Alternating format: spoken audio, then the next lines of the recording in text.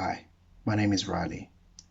For the first 42 years of my life, I was the member of a high control religious group. I got out in April of 2020.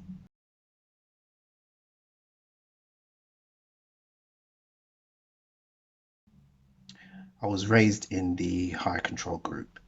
My mother was contacted by one of their preachers when I was around 2 years old.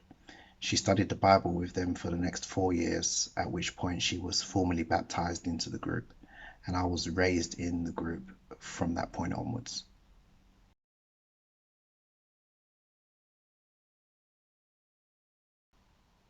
I realize now that the group is essentially a doomsday cult. One of their core beliefs is that the end of the world is coming any day now.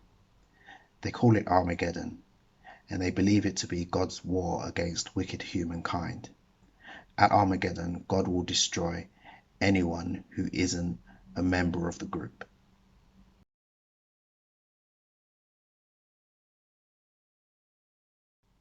I was raised as a member of the group throughout my childhood years. I was taken to the group's meetings.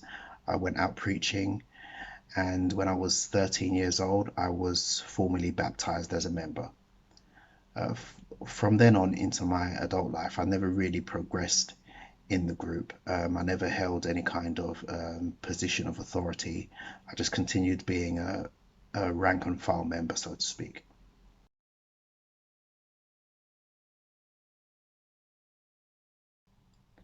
I first started having doubts about the group in 2013.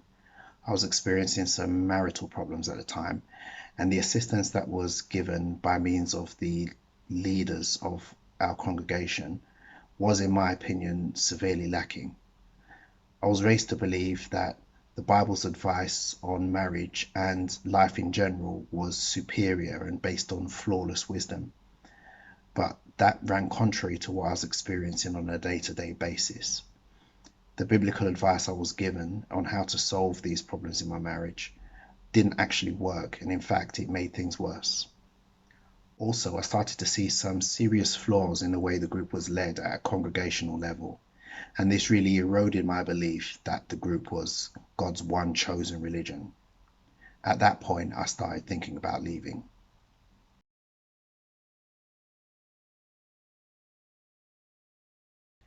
Despite my misgivings, I didn't actually leave the group voluntarily. I was expelled or excommunicated in April of 2020 after breaking one of the group's many rules on morality. When this happened, it was as if my entire world completely crumbled underneath me. All of my closest friends and most of my immediate family were members of the group. I did have some extended family who were not members of the group, but they were either abroad or lived very far away. But I did have some good friends who were not in the group, mostly work colleagues, who were really nice people. Although it was discouraged, really highly frowned upon to maintain close relationships with people on the outside, I did maintain a good relationship with them because they were nice people. And if not for them, I would not have gotten through any of this.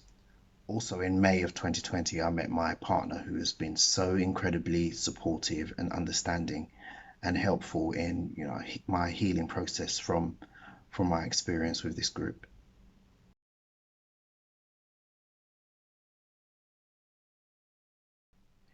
Being on the outside has been extremely difficult at times. I've had to learn a completely new culture, a new social etiquette, and I've also had to unlearn everything I thought I knew about how the world actually works.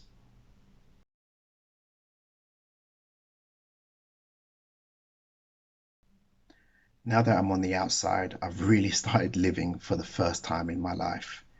I'm celebrating things I never celebrated before. I'm setting personal, professional goals. I'm exploring new hobbies. And I'm also trying to raise awareness about the group that I was a member of. It really had me trapped for the first 42 years of my life. And I want to help others who are in a similar situation.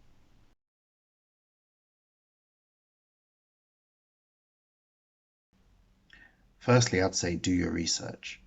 There's no good reason why you should be afraid of independent and unbiased information.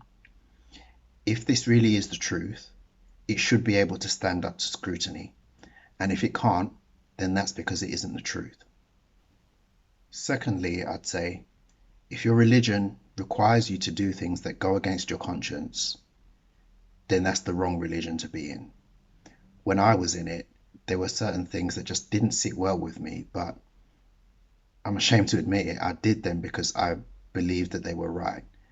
But religion is supposed to be a force for good. It shouldn't compel you to do things that you know deep down are wrong. When I was confronted with situations like that as a member, I would just, push my feelings down and then just put the conflict in the back of my head. Don't put those things to the back of your head anymore. Confront them head on.